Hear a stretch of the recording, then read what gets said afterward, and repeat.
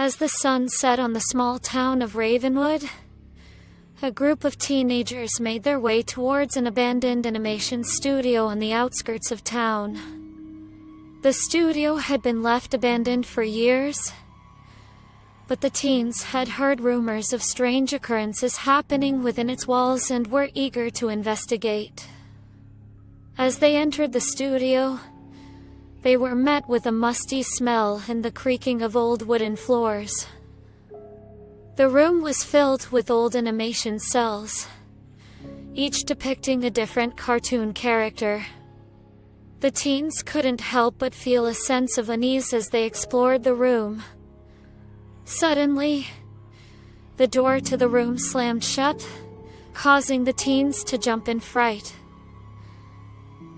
They tried to open the door, but it wouldn't budge.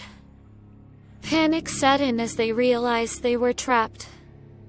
As they searched for a way out, they noticed that the animation cells had come to life.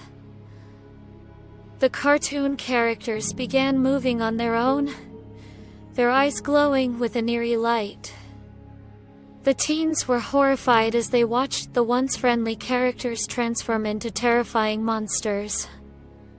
The teens soon realized that they were trapped in the animation studio with these creatures, and they had to fight for their survival. They ran through the studio, dodging attacks from the animated monsters. As they fought their way through the studio, the teens discovered a secret room. Inside, they found a machine that had been used to bring the cartoon characters to life. It had been abandoned for years, but it was still operational.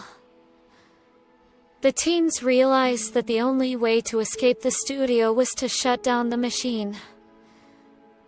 They worked together to find the off switch, all the while being chased by the animated monsters.